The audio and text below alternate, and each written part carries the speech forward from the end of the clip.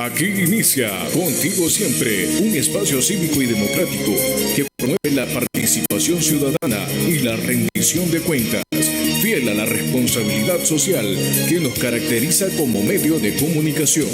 Contigo siempre, contigo siempre, contigo siempre.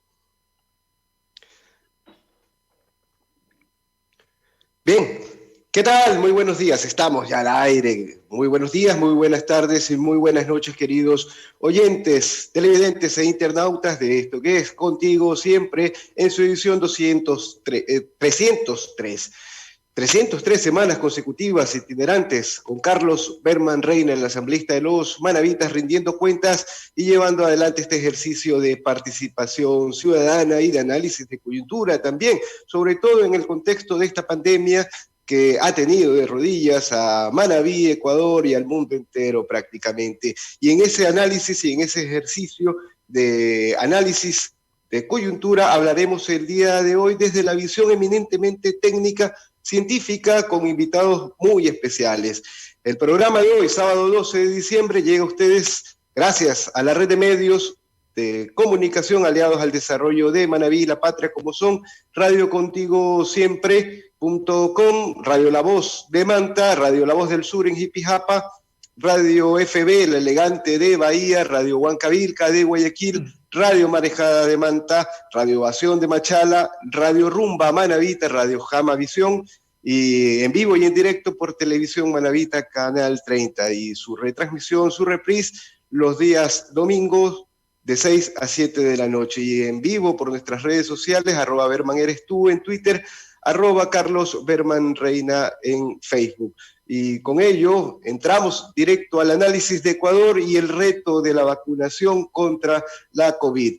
Nos acompañan en este programa el doctor Santiago Carrasco, presidente de la Federación Médica Ecuatoriana, el doctor Daniel Simancas Racines, director de investigación de la Universidad UTE, y el doctor Fabricio Vera, especialista en medicina crítica del Hospital del IES Manta. Carlos Berman Reina, muy buenos días.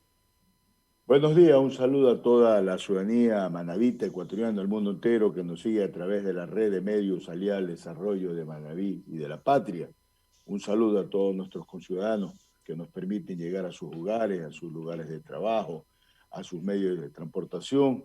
Muchas gracias por permitirnos informar, y como lo decía Néstor, hoy día cumplimos 303 semanas consecutivas de una permanente rendición de cuentas y una permanente agenda territorial. Contigo Siempre ha recorrido 11 provincias en el país, llevando a cabo esta acción que para nosotros al informar es parte de nuestro trabajo legislativo. Hoy día, como lo señala Néstor, hay 3 prestigiosos profesionales, invitados especiales, como es el doctor Santiago Carrasco Dueña, como es el doctor Daniel Simancas Racines y como es el doctor Fabricio Vera Álava. Con ello vamos a abordar temas importantes de la materia de sanidad concerniente a la salud.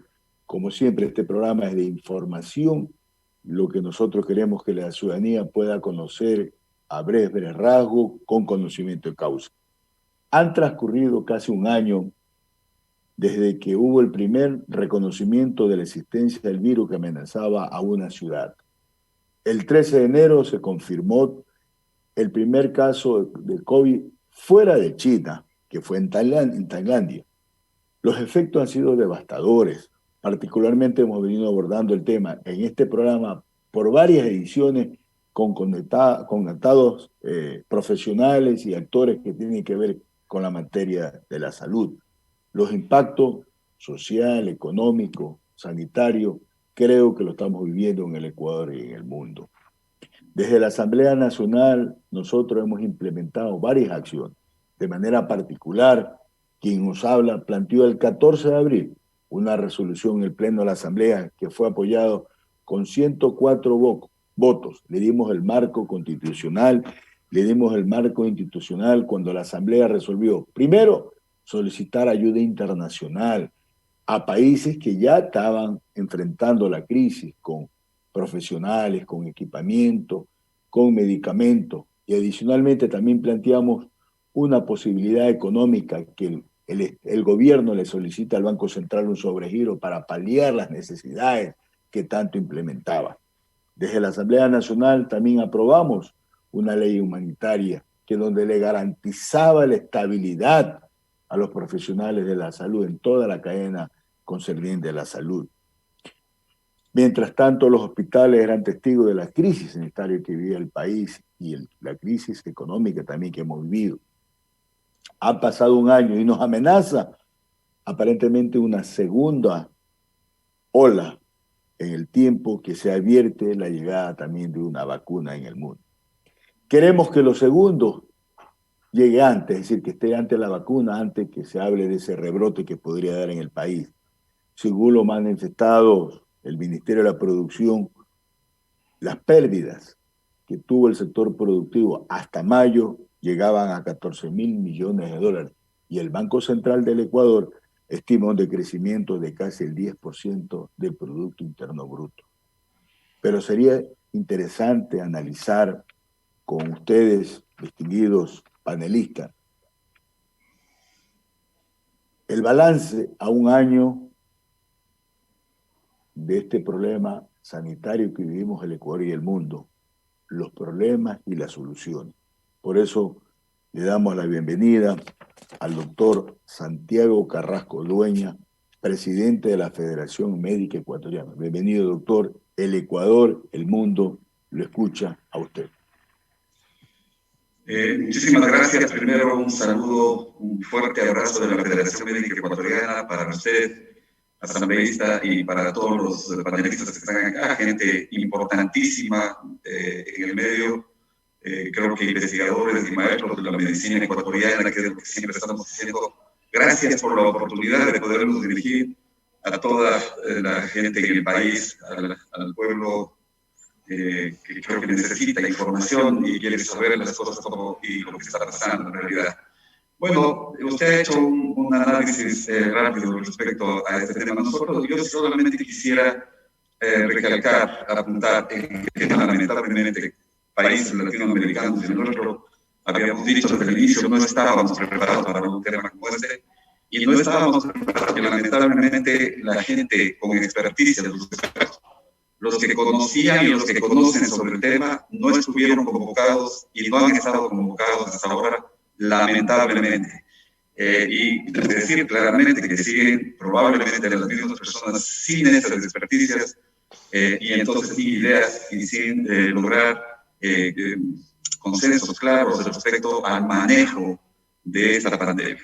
Entonces, nosotros aceptar que ha sido un manejo en la región, el mejor de esta pandemia, no lo podemos hacer porque las cifras y las realidades son totalmente diferentes. Lo que hemos hecho, sí, como Federación Médica, y ahora les cuento también que nos hemos reunido en Federaciones Unidas, que incluyen a todos los profesionales de la salud, decirle al ministro actual y decirle al gobierno, estamos dispuestos los médicos, porque los médicos, odontólogos, enfermeras, psicólogos, bioquímicos, farmacéuticos, tecnólogos, etcétera, todos hemos dado la vida en esta pandemia. A esta altura, 270 médicos muertos, creo que es una cifra que debe estremecernos a todos. 100 y más enfermeras, 50 y más odontólogos, 40 y más psicólogos. Debería estremecernos y decir, ¿dónde está el manejo de una pandemia? ¿Y por qué estas cifras y por qué todo este drama? Porque lamentablemente la corrupción y el mal manejo y la falta de expertos en las mesas de trabajo han impedido este tema. Nosotros hemos firmado entonces ya convenios de este momento con la Instituto Ecuatoriano de Seguridad Social, con las municipalidades del Ecuador y con el mismo ministerio para hacer mesas de trabajo con expertos y poder dar los lineamientos. Y más aún, ya hablaremos de las vacunas, más aún con el tema de las vacunas. Decimos no estamos preparados para el tema de vacunas en este momento y peor con la tecnología que Pfizer está diciendo una vacuna a menos 70 grados y ni siquiera la refrigeración simple podemos llevarla adelante. 370.000 muestras o vacunas de DTP perdidas. Imagínense lo que podrá pasar entonces con el resto de cosas. Yo quisiera llegar hasta aquí en esta introducción y vuelvo y repito, muchísimas gracias. Bien, doctor Daniel Simancas, también su posición acerca del manejo de Ecuador en esta pandemia. Bueno, muchas gracias a la entrevista, al asambleísta, la oportunidad. Comparto el criterio de que me siento honrado de estar en este panel con Fabricio y Santiago. Santiago es mi maestro de la universidad también, una persona luchadora que no se cansa de asistir, de ayudar a la población.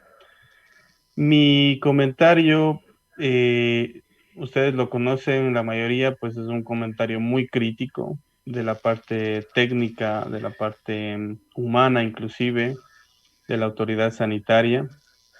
Eh, en varios medios, pues nos hemos dicho que la actitud de un líder ante quizá la falta de recursos, no es la de enfrentar a su equipo, no es la de culpar a su equipo como lo que ha hecho. Y empiezo por ahí porque es un tema sensible, y yo lo vivo también. Familiares míos están en primera línea y yo pocas veces visito el hospital, pero enfrentamos este problema a diario. Y es lamentable, ¿no? Que no se vea ese liderazgo, no se ha visto ese liderazgo de una autoridad sanitaria que debería ser la piedra en el zapato del COE, ¿no? Más bien desde allí, desde el ministerio, las ideas no son para controlar el virus, sino para reactivar la economía. Es algo inentendible, ¿no? Si yo estoy en una mesa de salud, estoy en el COE, pensaría que ya viene la autoridad sanitaria y el ministro de Finanzas se esconde y dice ya nos fregamos porque van a querer confinar, van a querer más dinero para pruebas, van a querer más dinero, más personal para rastrear los contactos, aislarlos. Y vemos que más bien desde ahí fueron las ideas de reactivar el fútbol, de ahí las ideas de que se entre nomás a clases, las ideas que la culpa de los contagios es de los médicos, cuando realmente al inicio al menos, con muy pocos recursos, sin protección, eh, sin el equipamiento, sin la capacitación, porque nadie es experto en este virus, se iba Así aprendiendo es. cada día, no se dio la capacitación al personal de salud tampoco adecuada, y hubo mucha gente que improvisaba, que eso conduce al error, pero no es culpa de los médicos, es culpa del sistema. El error se debe enfrentar desde el aprendizaje y no desde la culpa, ¿no? Entonces, por ese lado. De ahí, si usted analiza las cifras, que han dicho que somos de ejemplo, yo no sé de qué, pero el Financial Times, el Imperial College nos pone como uno de los países con mayor exceso de mortalidad. Entonces, para que la gente entienda, el exceso de mortalidad es el porcentaje adicional de muertos que tiene el Ecuador en este periodo, en este año, respecto a los 5 años anteriores. Y este exceso de mortalidad, llegamos nosotros a los 40.000 muertos. Con Doctor, 40.000 muertos, una precisión allí de pronto, esto con la variable del millón de habitantes. con la variable de millón de habitantes ocupamos el segundo lugar con 13.000 muertes. Le estoy diciendo que tenemos 40.000 muertes. Tenemos casi 4 veces más de lo reportado. Estaríamos de largo en primer lugar si es que se lograsen demostrar estas muertes, que la mayoría, a no ser que se demuestre que hubo un terremoto, un maremoto o alguna cosa, como fue en el 2016, lamentablemente en Manabí, uno ve en las curvas que hay un exceso de mortalidad en abril del 2016 y es obvio que fue por el terremoto. Ahora vemos lo mismo, vemos en estas curvas que se dispara la curva y que tenemos aproximadamente 40.000. Sí, eso es lo que le comentaba yo en algún momento al ministro, ¿no? Si quiere por 1.000 habitantes, estamos en cuarto puesto. Si quiere por el histórico de exceso, estamos en el segundo lugar luego de Perú. Si quiere por millón de habitantes, estamos en el tercer lugar de exceso de mortalidad del mundo. Ojo, con las cifras oficiales, con los 13.000 muertos. Hay que pensar que China tiene 5 o 6.000 muertos y en todo el mundo hay 1,5 millones de muertos y Ecuador tiene casi un poco más de 40.000 muertos. En ese sentido, los muertos son el indicador confiable del registro civil para analizar la pandemia. Manabí, no se ha escuchado que Manabí hizo un escándalo, por ejemplo, de las muertes que tuvo, así como Guayaquil, pero Manabí tiene aproximadamente 3.000 muertes en exceso. que no están en los datos oficiales. La gente moría, no se hacía atender, se moría en su casa, se desplomaba en la calle y simplemente le enterraban, o ya no había esa confianza en el sistema de salud de llevarle a la persona porque sabían que en algún momento le colocaban en una bolsa de basura y no se podía ni siquiera despedir. Entonces la gente no fue. El número de pruebas, en manera general, el Sigue número de siendo pruebas que insuficiente. hacemos es terriblemente insuficiente, ¿no? Para que usted se dé cuenta, hacemos menos de 2 pruebas por cada contagiado. Y usted traduzca eso a una familia. Si usted se contagia, lo que esperaría de un sistema de salud es que digan, usted se contagió y fue a la casa, hagámosle a su familia, ¿con quién más se reunió? Y que alguien le llama y le diga, hay que hacerles la prueba al quinto, séptimo día, y luego hay que controlarles los síntomas llamándoles telefónicamente, pero ni rastreo de contactos, ni pruebas. Entonces, como decía Santiago, hay una ausencia de liderazgo en este sentido y la OMS dice, hay que convocar a expertos. Entonces, nosotros nos llamaron una vez y luego llamaron a unos epidemiólogos, entre comillas, alemanes, y total que no han sido epidemiólogos alemanes, sino han sido biólogos que van a hacer investigación. Entonces, las ideas, como te digo, son direccionadas a la reactivación económica y no al control de la salud. Bien, bien, perfecto. Vamos entrando también con usted en análisis, doctor Fabricio Vera, en función de su experiencia en el manejo de la COVID desde la institucionalidad del Ecuador, en este caso del IES, Manta. Buenos días, colegas, buenos días a todos los que estamos presentes en esta reunión y creo que buenas tardes y buenas noches a los ecuatorianos que están en otros usos horarios. Yo soy muy claro y conciso y creo que alguna vez lo hemos hablado con el asambleísta. La situación no solo del Ecuador, sino de Latinoamérica y de creo que la mayor parte del mundo es que estamos manejando una pandemia, la estamos manejando tal vez como una epidemia de hace 200 o 300 años. Yo respeto mucho y considero que el manejo preventivo y la atención primaria realizada por los epidemiólogos estuvo muy bien en la fase 1. Lastimosamente no se logró contener y no se logró llegar al objetivo, que es evitar la distribución de estos casos. Y desde hace 30, 40 años, nosotros en el país y en el mundo tenemos una especialidad que se llama emergencias y desastres. A partir de que una epidemia se convierte en pandemia y se sale de control, se convierte en un desastre, así como lo es un terremoto, una inundación, lo que sea. Y ahí, con el respeto que se merecen los epidemiólogos, el manejo debió haber sido hecho por un médico crítico especialista en desastres. Porque nosotros, existen en el mundo muchos cursos, muchas capacitaciones e incluso especializaciones en el manejo de desastres, donde uno sabe cómo debe recibir pacientes que vienen en características críticas como estos pacientes, cómo tratar de disminuir el impacto sobre la población o sobre el mismo hospital cuando llega una sobrecarga de pacientes con alto riesgo biológico de contagiosidad. Entonces, yo creo que el manejo fue desde el principio mal enfocado.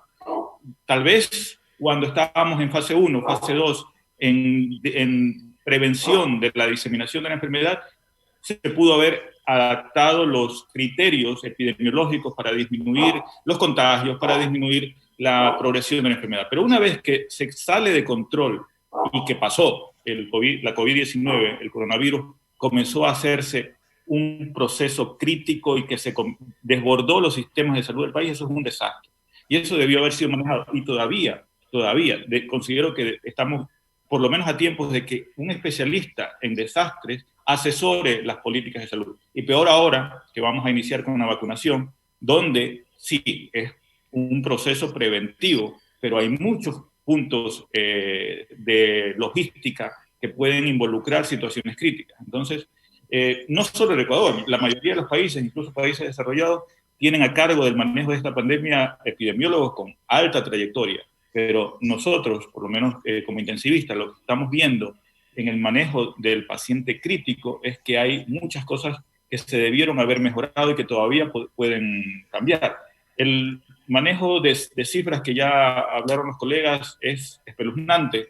Nuestro país, Manabí, tiene un proceso de aparición de casos confirmados o no confirmados o clínicamente altamente sospechosos que no han sido ingresados en la base de datos. Eso es un error. Claro, ahora probablemente tengamos mucho más estudios hisopados y PCR que antes, y antes pacientes morían sin el diagnóstico, pero eso no significa que no tenían la enfermedad. Entonces, esa es mi apreciación. Mi apreciación es que el manejo inicial tal vez estuvo dentro de lo esperado. El manejo de fase 4, donde ya se convirtió en un desastre, no fue bien manejado. Y el manejo que estamos ahora todavía deja mucho que desear. Bien, es que quizás, y como conclusión, a partir de lo que escucho de los tres científicos que acompañan en nuestro programa, es que esta pandemia ha significado el descubrimiento de la ignorancia prácticamente, porque muchos creíamos que la globalización era esto, era tener un dispositivo en la mano, pero no, la globalización termina siendo una hiperconexión entre humanos y naturaleza, y en esa relación lograr los equilibrios forma parte de los retos de la modernidad. Ahora, vamos a un segundo eje en el diálogo que tiene que ver con esta siguiente etapa de salida de la pandemia. Para muchos no es el fin de la pandemia, que es el desafío de la vacunación masiva en el Ecuador. A ver, la distribución, el alcance geográfico y los efectos a mediano y largo plazo de la misma. ¿Cómo se evalúa aquello, doctor Carrasco? Muchas gracias. Es una pregunta supremamente importante ahora. Solamente acotaciones a lo que se está hablando. Yo creo que Daniel nos ha dado absolutamente claro. Él es un experto en cifras y sabe absolutamente claro. Y nos ha dejado, y creo que para todos, muy claro el desastre que ha significado todo esto. Solamente quiero acotar. Fíjese que dos sitios de entrada teníamos en el Ecuador. El aeropuerto de Quito y el aeropuerto de Guayaquil. ¿Qué se hizo cuando ya se supo? Solamente como anécdota les voy a contar. Los médicos internistas estábamos reunidos en Bogotá, en un congreso de la especialidad, y fue el primer caso que llegó a Brasil. Nos hicimos un foro de emergencia y dijimos, ¿estamos preparados como países para enfrentar esto? No había alguien que diga así, el Ministerio de Salud, nuestro sistema de salud está preparado, nadie. Y en Ecuador, vuelvo y repito, la corrupción ha sido el tema fundamental por el cual ni siquiera de lejos estuvimos preparados. Ya vieron ustedes qué hicieron sabiendo todo esto para controlar los ingresos en dos sitios claves, aeropuerto de Quito, aeropuerto de Guayaquil. Nada, pero nada. Bueno, esa ya es la historia.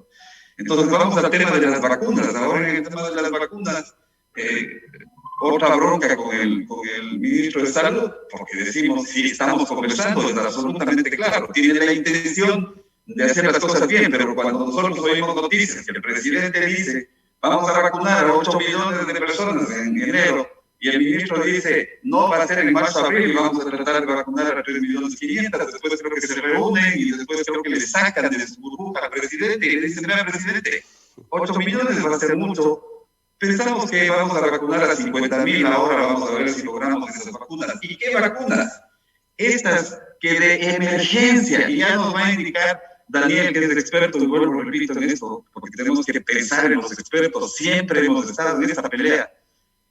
El pedir de emergencia una vacuna significa que no está aprobada esa vacuna y que con todos los riesgos que esto significa de seguridad y de eficacia de esa vacuna, sin embargo van a empezar a vacunar. Y ya están empezando a ver los datos de efectos colaterales y todo eso. Estamos preparados realmente como sistema de salud para hacer los seguimientos, pero ni siquiera hemos podido activar lo que nosotros hemos estado diciendo desde el principio. Activemos a todos los líderes comunitarios, activemos los vigilantes comunitarios epidemiológicos, activemos todo lo que significa estudio epidemiológico en la población. Ahí se vence esta pandemia. No lo han hecho. En Guayaquil ha habido un trabajo importante respecto a esto, pero no por parte del ministerio, sino por parte de las alcaldías y de los GAS. Y en Quito por parte de sectores privados, más que del Ministerio de Salud.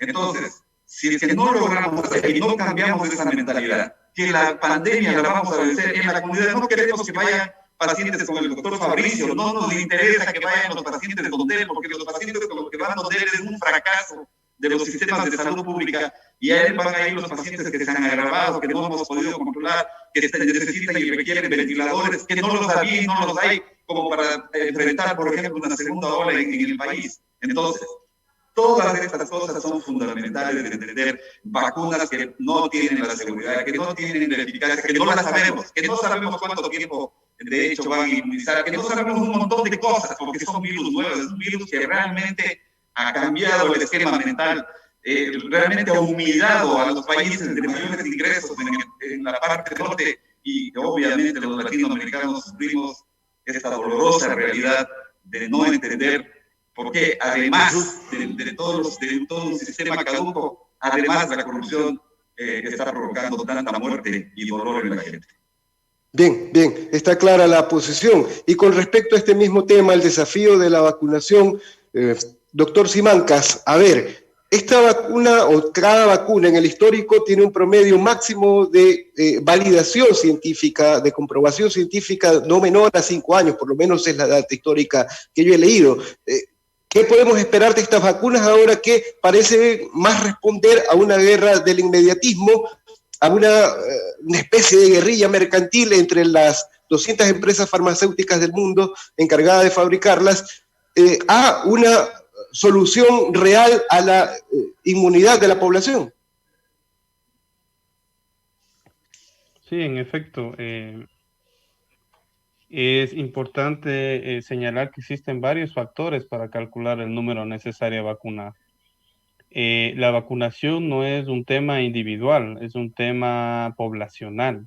Y los que estudian las poblaciones, las enfermedades en las poblaciones son los epidemiólogos. Cuando llegan los casos ya a cuidado intensivo, ese es el 3 al 5% y de ahí muere el 1%. Entonces perfectamente podríamos decir que si por cada paciente muerto podremos tener 100 contagios. Si nosotros tenemos 40.000 muertos, eso quiere decir que probablemente haya 4 millones de ecuatorianos infectados. Entonces, como no tenemos estudios, como no hacemos pruebas, ¿cómo a alguien se le ocurre hacer un cálculo si no sabemos cuánta gente está infectada? Y luego descabelladamente salir y declarar que los pacientes que ya tuvieron COVID no se van a vacunar. ¿Cómo sabe usted que ya se enfermó si no se ha hecho la prueba? Y luego, ¿cómo sabe que usted no puede ser fruto de una reinfección, como se está demostrando actualmente? Y uno de los errores de Europa es subestimar la reinfección. Entonces, para que la población tenga claro, uno necesitaría vacunar a 100, 200 personas para que una persona de ellas evite llegar a cuidado intensivo, porque la vacuna lo que logrará, eso tiene que quedar claro, la vacuna lo que logrará es evitar una enfermedad grave. Lo que se está discutiendo ahora es que la persona podría infectarse, pero no morir. Y si se infecta, va a seguir siendo contagioso. Entonces, las medidas que nosotros en salud pública debemos tomar son las mismas. Hay que dejar que el proceso, como dijo Santiago, que el proceso de investigación avance. Cuando la política presiona a la ciencia, tenemos muchos problemas. La ciencia declara sola, no a través de medios de comunicación ni de escándalos. Mire lo que pasó con los eventos adversos de la vacuna de Pfizer. Se hizo un escándalo cuando sabemos que algunas vacunas, la mayoría, provocan reacciones alérgicas, pero el tema se hizo. Entonces, ¿qué es lo que pasa cuando usted apresura la ciencia? La gente empieza a perder confianza en una estrategia que podría ser fundamental para el control de este virus. No es la única estrategia la vacuna para controlar. Entonces, independientemente que en algún momento usted se ponga la vacuna, no puede dejar de utilizar la mascarilla. Entonces, la política sanitaria debe ir en ese sentido. Nosotros debemos seguir confiados con lo que hasta ahora nos ha mantenido con vida. La mascarilla, el distanciamiento, el lavado de manos, uniones, aglomeraciones. Y la parte de la pregunta es, ¿quiénes deberían vacunarse? Que es otro del tema, ¿no? Si ya se va a traer la vacuna, ¿a quién vamos a vacunar? Si hay poblaciones en las que no se ha investigado. Recién empieza el estudio en adolescentes. Hay alrededor de 3.000, 4.000 pacientes adultos mayores en el mundo que se han vacunado. Es decir, 3.000 pacientes es muy poco. Las reacciones adversas son de 1 o de 2 por cada 50.000 vacunados. Entonces necesitas reclutar cientos de miles de pacientes para tú saber las reacciones adversas. Luego de la vacunación, debemos tener un sistema de farmacovigilancia que no lo tenemos para el reporte de las reacciones adversas. Esa es la primera cosa. No tenemos donde el ciudadano pueda reportar las reacciones adversas cuando se vacune. Luego, ¿cómo sabremos que la vacuna es efectiva? Tenemos la capacidad de hacer pruebas a todo paciente vacunado para saber si ha desarrollado anticuerpos. Han dicho que les van a llamar telefónicamente. Bien. Por favor, pues necesitamos una capacidad clínica, epidemiológica, para el monitoreo de esta vacuna que está todavía en fase experimental. Si no podemos hacer las pruebas a los enfermos, ni siquiera a los hospitalizados, o les entregamos tarde, 7, 10 días, ¿cómo vamos a poder decir si este virus se contagia a los 2 o 3 días de haber tenido el contacto y uno pasa asintomático 5 días, de ahí se hace la prueba y de ahí le entregan en 7 días? Y eso no ha cambiado nunca. No tenemos pruebas, no tenemos vigilancia, no tenemos una cadena de frío de las vacunas. Menos 70 grados van a salir con hielo seco, por favor. Hemos investigado, hemos consultado a virólogos, a expertos a nivel mundial. No se puede mantener la cadena de frío a menos 70 grados con hielo seco. Entonces, ¿qué vacuna va a llegar? No sabemos qué vacuna va a llegar. Si llega Pfizer, ¿cómo la vamos a transportar? El escogitamiento de la vacuna es fundamental. El número de vacunas que necesita la población para alcanzar inmunidad de rebaño, no lo sabemos. En Guayaquil puede ser menos, en Quito puede ser un poco menos, pero en Colta, en Tulcán, quizás necesitamos muchas más vacunas, pero solamente se da un número ahí, 9 millones. No sabemos a quiénes iniciarán. Hay noticias que el personal de salud será el que se vacune. Habría que discutir, yo estoy a favor que se vacune el personal de salud, pero hay otras personas que no pueden mantener distancia. ¿Qué pasa con los presos? ¿Qué pasa con los refugios, con los albergues? ¿Qué pasa con los asilos de ancianos? Que es las personas que van a morir, ¿no? Entonces, si tú comparas en un albergue donde si se da un contagio mueren 20 abuelitos versus el efecto adverso de la vacuna, pues esas son las discusiones que tenemos que dar académicamente y no lo estamos dando. Bien, bien, muy bien. Paso con su visión también, doctor Fabricio Vera, acerca de este requisito sine qua non, los 3 requisitos sine qua non para la efectividad de una vacuna, que es el generar inmunidad, que es la utilidad grupal universal, que eso no lo hemos comprobado aún, y que no tenga efectos adversos a mediano y largo plazo. Y en base a su experiencia desde el tratamiento de pacientes, ¿cómo ve este proceso de vacunación masiva en el Ecuador? Preocupante. A ver, primero quiero hacer un preámbulo. Yo personalmente soy pro vacunación. Yo creo que la vacunación ha cambiado el mundo y es una parte importante de lo que sigamos, de que hayamos llegado a una esperanza de vida de por arriba de 80 años. Pero la mayoría de las vacunas tienen decenas de años de estudios y de preparación. Ahora, en este caso, yo tengo que mencionar varias cosas. En primer lugar, el proceso de vacunación, de estudios de estas vacunas, de casi todas, yo las tengo aquí revisadas, no sé si en algún momento podamos compartir la pantalla, pero el UpToDate, que es uno de los generadores de evidencia científica más completos a nivel mundial, hace un resumen actualizado hace pocos días en donde se mencionan las vacunas más importantes. Lo que a mí me preocupa, personalmente, aparte de la cadena de frío, aparte de las evidencias que estamos viendo de pacientes con efectos adversos, aparte de todo el proceso técnico de la vacuna, a mí me preocupa es una situación.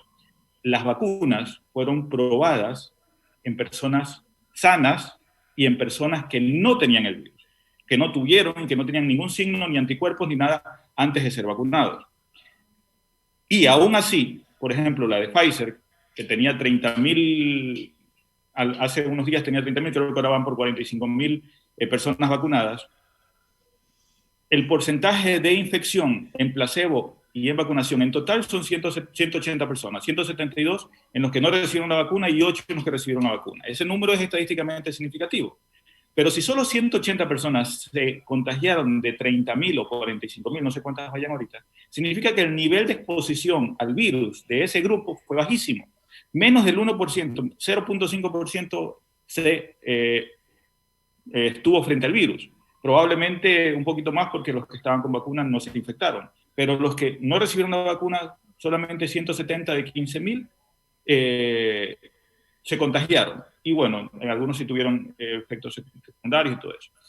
Entonces, esta vacuna ha sido probada en personas sanas que no estuvieron previamente en contacto con el virus y que están con una exposición baja a personas que puedan contagiarla. Segundo, la enfermedad por COVID, la COVID-19, es una enfermedad inmunológica. El problema, sí, el virus desencadena la enfermedad, pero no es el virus el que sigue generando daño, el que destruye los órganos del ser humano. Es la reacción inmunológica creada por la persona, por el huésped, contra el virus, que luego se descontrola y también ataca células sanas o los propios órganos y las propias células del paciente. Entonces, ¿qué pasa con los pacientes post-COVID? Los pacientes post-COVID quedan con una alteración de su sistema inmunológico, quedan con un sistema inmunológico hiperreactivo, con un problema de hiperreactividad, de que cualquier cosa les puede producir una reacción alérgica, una reacción inmunológica. Personalmente yo tuve COVID, es más, en teoría estuve infectado 2 veces. Hace 2 semanas me picó un mosco en la cara, un mosco. Aparte de me picaron en otras partes porque fui del campo. Me picó un mosco en la cara, se me hizo una reacción, una hinchazón y un enrojecimiento de casi la 4ª parte de toda la cara. Y eso no me pasaba antes del COVID. Hay personas que conozco, colegas... El sistema nervioso alterado también queda. Colegas que han tenido... tienen alergia al sol, salen al sol y se enronchan. O a cualquier cosa. Usted dice, problemas inmunológicos, personas que hacen, luego de 2 o 3 meses de tener COVID, hacen problemas de Guillain-Barré, hacen problemas de encefalitis, hacen problemas de inflamaciones en su organismo. Entonces, ¿qué pasa con el personal de salud? En mi hospital, entre el 30 y 40% del personal de salud ya ha tenido COVID, por lo menos una infección, algunos hasta 2. Y esos son los que han sido testeados y que han tenido síntomas hasta algún nivel. Probablemente sea más alto con asintomáticos que no hemos testeado. Si yo los vacuno a ellos, tengo el 40 al 50% de probabilidad de que ya haya tenido antes una respuesta inmunológica a este virus y genere una reacción adversa. Eso no ha sido estudiado, porque los que han sido estudiados han sido personas que no han tenido. Yo creo que recién ahora se está estudiando la vacunación en pacientes que ya han tenido COVID. Entonces, va a ser un serio riesgo, sobre todo al personal de salud que piensa vacunarlo al 100% sin un criterio inmunológico. Yo creo que esto deberían estar reumatólogos al frente tratando de discernir la posibilidad de que, en primer lugar, se vacune a aquellos que no han tenido la enfermedad, que es lo lógico, pero que no sabemos si fueron asintomáticos. Entonces, yo creo, mi muy personal apreciación, antes de vacunarse, por lo menos el personal de salud, debería hacerse una prueba de anticuerpos. Si tiene anticuerpos positivos, mi recomendación muy personal es que no se arriesgue a una vacunación si no tiene un estudio inmunológico con un reumatólogo, con un inmunólogo, con alguien que realmente conozca los riesgos de esta situación. Y claro, está bien, tenemos que vacunar y ahí vienen todos los otros problemas de el transporte, de la parte logística, la parte técnica de cómo se ponga la vacuna, de quién la ponga, dónde la ponga, a qué hora se ponga, etcétera, etcétera, que son situaciones que ya salen de mis manos. Pero a mí lo que me preocupa es la parte inmunológica, porque yo personalmente estoy viviendo pacientes post-COVID que hacen procesos inmunológicos sin vacunación que ya son de riesgo. Imagínense con una Noxa, que es una vacuna que no ha sido probada en pacientes post-COVID. Bien, está clara la posición de los científicos que nos acompañan en esta mañana en el diálogo. Ahora, Carlos Berman, consulto lo siguiente. Clarísimo está de que el inicio del proceso de vacunación no significa el fin de la pandemia. Y en ese sentido, desde lo político, desde la acción política, los problemas fundamentales no pueden quedar en el limbo. No podemos reducir la pandemia a un detalle eminentemente biomédico. Hay problemas de sanidad, hay problemas de saneamiento ambiental y de inequidad y de asimetrías sociales que se deben de corregir. Y quizás allí la clase política ecuatoriana debe de expresar su madurez funcional. Sí, yo quiero, antes de tocar el tema de las vacunas, he escuchado atentamente a los 3 profesionales dar su criterio. Y me voy a referir a lo expresado por el doctor Daniel Simanca. Nosotros, en el pico de la pandemia, hablemos mayo, junio, le enviamos una comunicación al ministro de Salud, al ministro Ceballos, porque indudablemente, cuando se hablaba que ya en el Ecuador teníamos más o menos alrededor de 10.000 vacunas, porcentualmente Manabí debería haber tenido por lo menos 1.000, porque representamos casi el 10% de la población. Cuando se hablaba de Guayaquil, que era el focus de infección en el Ecuador, porcentualmente Manabí era el doble y el triple en relación al número de vacunas, al número de personas infectadas. Y nosotros siempre hemos mantenido con la prudencia, el respeto. Es más, invitamos a todos nuestros compañeros asambleístas, que dicho sea de paso, entre provinciales y nacionales, somos 12, para que todos en conjunto hagamos un reclamo desde el presidente de la República al gobierno nacional. Y estábamos conscientes que el subregistro se daba permanentemente y las cifras que se han hablado aquí, cuando se habla de más de 40.000 personas fallecidas, a nosotros nos impacta como seres humanos. Y en ese sentido nosotros hemos venido manteniendo. Mire, ese respeto que siempre hemos estado nosotros en la actividad pública y privada también. Es lo que se dice hoy día, escuchando a 3 profesionales, nos preocupa más. Y lo hemos dicho con altura, pero con la frontalidad que nos caracteriza. Este es el gobierno de los intentos. ¿Qué ha pasado? El presidente de la República anunció ahora último, hace pocas semanas, que venían 9 millones de vacunas. Pero por otro lado dice el ministro de Salud que solamente se han logrado ya contratar, que ya habla de desembolso, que ya se ha establecido hasta los contratos de 2 millones de vacunas. Y hemos escuchado también a viceministro, a su secretario, también hablar de 50.000 vacunas que estarían por llegar. Se habla de enero. Entonces, si bien es cierto, hay 11 vacunas que se encuentran en etapa de investigación, según la información. La más avanzada sabemos que es la de Pfizer, está la de AstraZeneca, está de un sinnúmero de vacunas en el mundo. Pero no interesa solamente quiénes son, nos interesa es la forma. Sabemos que la pandemia es globalizada. El mundo no estuvo preparado para enfrentar esta pandemia. Al inicio se hablaba que era un tema de menor impacto que cualquier gripe común y corriente. Pero la agresividad que ha tenido este virus nos ha demostrado una cosa totalmente diferente. Y es verdad, cada día se presenta, y hemos escuchado a ustedes que son los expertos, que hay diferentes formas de manifestarse, los daños colaterales, los diferentes tipos de acciones que se deben hacer. Pero es importante hablar, y yo me comprometo, como lo he venido haciendo, con respeto, con frontalidad, a que el ministro de Salud explique al Ecuador qué va a pasar. No se puede decir por decir, en enero ya tenemos la vacuna. Hay una expectativa ya en el país. ¿Cómo va a ser la forma de entregar el trabajo de la vacuna? Se habla que por el tema que tiene que tener a ciertos grados de enfriamiento, no se lo puede decir. ¿Qué va a pasar con las personas de la tercera edad, las personas con discapacidades? Aquí ya se lo ha anunciado en ciertos sectores, no se lo va a poder hacer porque debe tener un tipo de enfriamiento que va a permitir. Entonces, todo es enredado. Y yo creo que el papel que deben cumplir los medios de comunicación no lo están haciendo. Porque hay que decir la objetividad. Estamos hablando de vida humana, el tesoro más preciado que tiene la humanidad. Y lo que queremos, lo que hemos querido, que este programa sea un programa de información. Aquí hay 3 distinguidos profesionales que han podido dar su punto de vista, la claridad, desde el ejercicio de su experiencia, de su convivencia. Yo también fui infectado con el COVID. Gracias a Dios tuve la oportunidad de hacerme atender inmediatamente. Y aquí está el doctor Vera, que tuvimos el honor y la suerte de que enseguida nos atendiera de una manera personal. Pero el Ecuador mismo, ¿cuánto es la realidad? ¿Cuántas personas están infectadas? Aquí no se trata de esconder nada, ni se trata de atacar por atacar, se trata de vivir la realidad.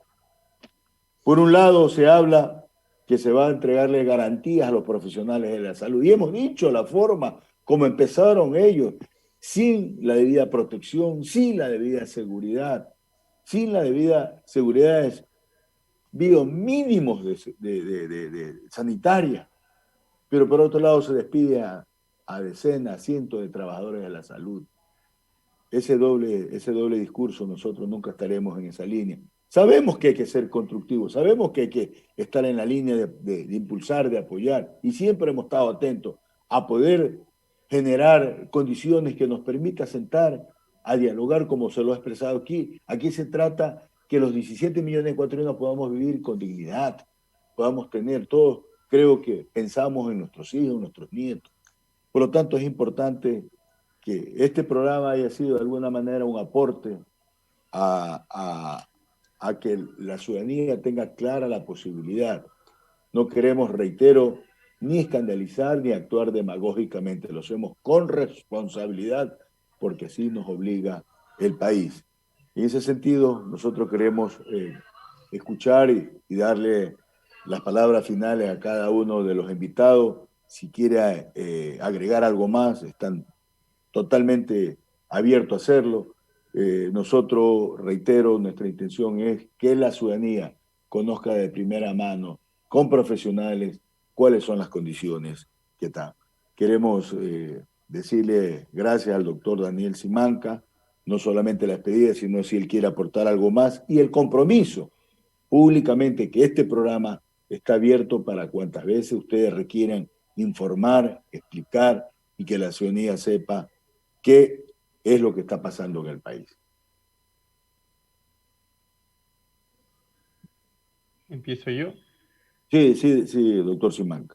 Bueno, primero agradecerle, asambleísta Carlos, por la oportunidad. Es uno de los pocos espacios que nos han brindado en Manabí, ¿no? Y es una de las poblaciones más afectadas en esta pandemia. El mensaje es que hay que partir de las probabilidades, ¿no? Hay estudios que demuestran que el uso de mascarilla, la distancia, todas estas barreras que podemos ponerle al virus, nos han mantenido con vida. En el mismo caso de los pacientes contagiados, la menor carga viral que ellos pudieron recibir por el uso de mascarilla quizá les salvó, versus la gente que se contaminó con altas cargas virales y que empeoraron su pronóstico, ¿no? Entonces hay que partir no de incertidumbres. La vacuna está en una fase, sigue en una fase experimental, y los mensajes a las autoridades tienen que ser eso: por favor, dejen de decir cosas que relajan a las personas, dejen de decir que pierdan el miedo al virus, dejen de decir que políticamente próximamente empezamos una vacunación masiva de 30,000 personas al día. Si ustedes ven los mensajes de texto, los memes en los amigos, dice, como ya viene la vacuna, chupemos nomás. Eso en salud pública es terrorífico. En estos momentos estamos ante países que están en segunda, tercera ola, donde la segunda ha provocado más muertos que la primera, y estamos pensando que en este país el comportamiento del virus va a ser diferente. Y ha sido, quizá hemos evitado picos altos por el compromiso de la gente, y siempre se le culpa a la gente. Obviamente hay grupos de irresponsables. Mi felicitación al personal de salud de primera línea, espectacular, con pocos recursos, haciendo lo que pueden, salvando muchas vidas. Eso es lo que hay que hacer. A la autoridad, que sea sensata, que reconozca los errores, que haga cambios, y a la población en estas festividades que mantenga, que no se reúna más de 8 personas, mantenga la distancia, el uso de mascarilla. Confiemos en estas estrategias y esperemos a que llegue la vacuna cuando tenga que llegar de forma efectiva y segura. La vacunación nos va a ayudar definitivamente a controlar este virus, pero no en fases tempranas, sin saber o a ciegas manejando. Entonces, ante la transmisión comunitaria sostenida, las personas tienen que entender, no sabemos dónde está el virus. Si supiéramos que está solamente en Manta, pues no voy a Manta, pues no voy al restaurante de Manta y me quedo en Puerto Viejo, pero no sabemos. Eso se llama transmisión comunitaria sostenida. No sabemos dónde está el virus. Si yo salgo a un restaurante, perfectamente pueden estar 2 o 3 personas asintomáticas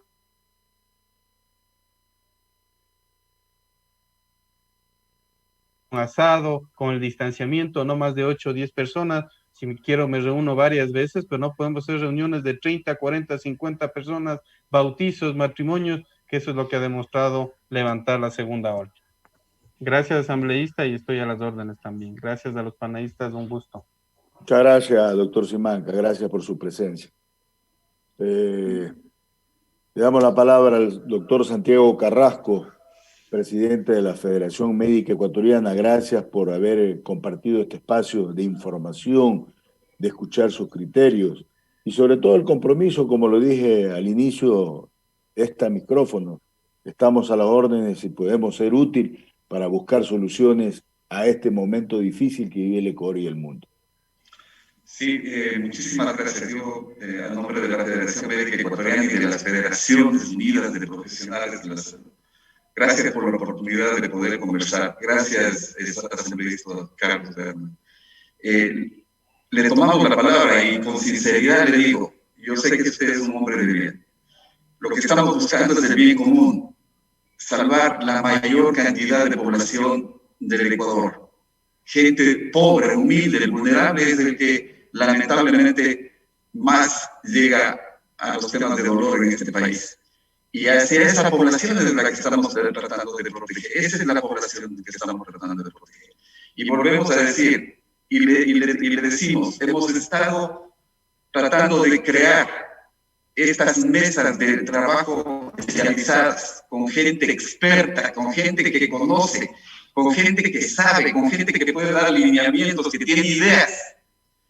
Ese es el compromiso que deberíamos tener todos y las autoridades.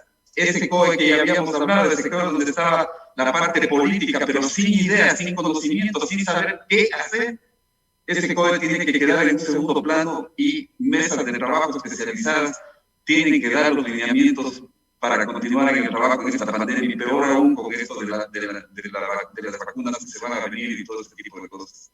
Esto es un peligro, este es un clamor, este es un tema que estamos diciendo porque el país ya no aguanta más lo que está pasando con el manejo de esta pandemia y con lo que ha pasado durante todo este tiempo, durante esta grave crisis de la humanidad.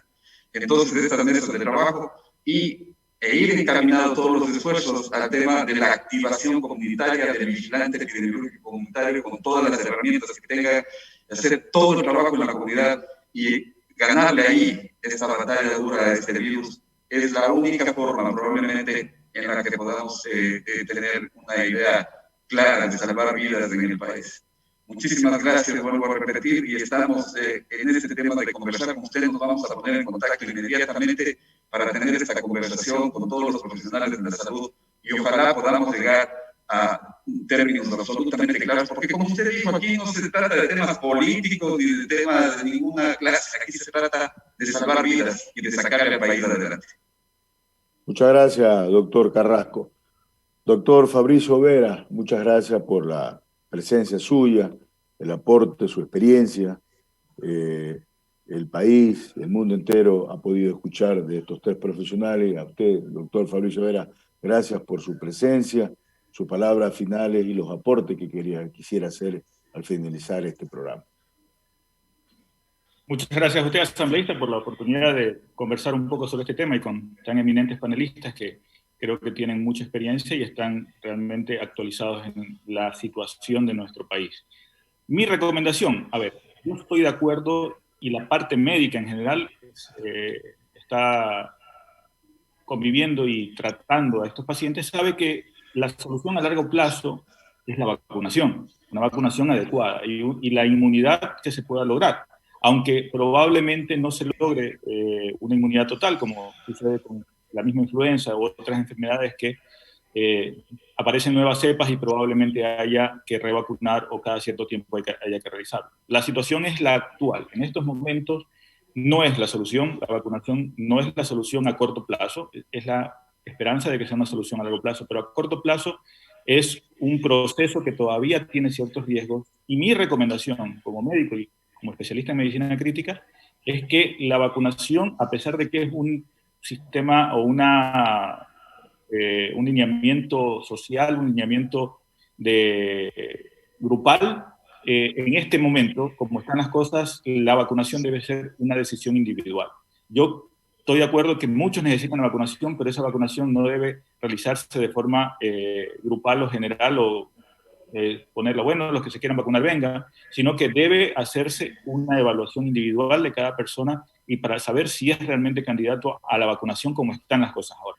Probablemente más adelante, cuando haya más información, cuando haya una actualización y sepamos realmente los riesgos que significa vacunar de forma grupal y en personas de diferentes estratos, en ese momento sí, probablemente incluso sea una necesidad y obligatorio. Pero en estos momentos debe ser algo consensuado tanto con el paciente que va a recibir como con el médico que está a cargo y que tiene que identificar los factores de riesgo del beneficio y el riesgo, valga la redundancia, de recibir la vacuna. Entonces, tenemos que seguir. Esto no ha terminado. La vacuna en estos momentos no nos va a desaparecer el virus, sino que debemos continuar con todas las medidas de bioseguridad y mantener todos los procesos de aislamiento, las personas que tienen síntomas no salir, las personas que han estado en contacto, mantener distanciamiento, y la vacuna es una parte más del tratamiento a corto plazo. Tal vez a largo plazo sea la solución. Muchas gracias, asambleísta, muchas gracias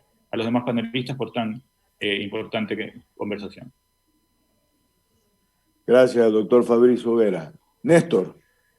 Bien, llegamos entonces a la recta final del programa y quizás dos conclusiones a partir de los criterios emitidos por nuestros científicos invitados el día de hoy. Y como tarea pendiente para usted, en materia de fiscalización, el seguimiento al proceso de vacunación, instalando en primera instancia la sugerencia que hizo el doctor Carrasco, que es la instalación de una mesa técnica, ¿sí? Que conduzca este proceso, que guíe este proceso. Y lo otro, que tiene que ver con legislación, básicamente, y cómo resolvemos estos problemas fundamentales que, para que no queden en el limbo y no reducimos el problema del coronavirus a un problema biomédico, sino a algo de trascendencia en sanidad, de saneamiento ambiental, de inequidad y de reducción de las asimetrías sociales. Carlos Berman. Así es, este es un tema mundial, pero yo creo que debemos tratarlo de tema regional. Debemos unirnos nosotros. Yo soy miembro del Parlamento Latinoamericano y del Caribe. Hemos tratado este tema que hay que buscar solución de una manera regional para poder aportar. Porque indudablemente también es cierto, los índices de pobreza, el tema económico va a ser fundamental. Quienes podrán tener la posibilidad de adquirir mayor o menor número de vacunas también es parte fundamental, cómo se la va a distribuir. Un sinnúmero de acciones que lo hemos escuchado hoy día. Lo que hemos querido, como siempre, es que el gran ganador, si cabe un término, sea la ciudadanía, que pueda haberse ilustrado, pueda haber tenido una mayor información para poder tener. Y lo que siempre también hemos dicho, hay que seguir cumpliendo las mínimas medidas de bioseguridad. Cubrirnos el rostro, lavarnos bien la mano, cumplir ese distanciamiento. Protegiéndonos nosotros, protegemos al prójimo. Solamente cabe seguir deseando que los científicos, que los profesionales de salud sigan aportando en esta pandemia como lo han hecho, como lo van a seguir haciendo, y que Dios siga iluminando y irradiando acciones a todas las familias ecuatorianas en el mundo entero. Néstor, si Dios lo permite, el próximo sábado estaremos llevando nuestro programa 304 para seguir informando a Manabí, al país y al mundo entero. Muchas gracias a los invitados por haber aportado con sus conocimientos, con su experiencia, con su punto de vista para mejorar las condiciones de vida de lo más valioso que tiene la humanidad, que es la vida. Gracias a todos ustedes. Gracias. Bien, nos vamos, nos despedimos entonces. Gracias a ustedes, queridos oyentes, televidentes e internautas también. Un abrazo fraterno y a cuidarse. Gracias.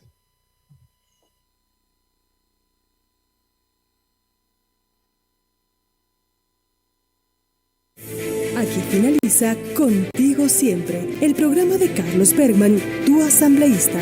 Nos volveremos a encontrar el próximo sábado, desde las 8 de la mañana.